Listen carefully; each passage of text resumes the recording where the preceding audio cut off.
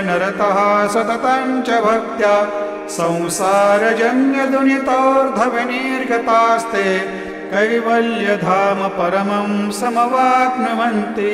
स्तोत्रमेतत्पठेद्भक्त्या यो नरस्तन्मना सदा सद्गुरु साईनाथस्य कृपापात्रं भवेद्ध्रुवम्। रुसो मम प्रियाम्बिका मजवरी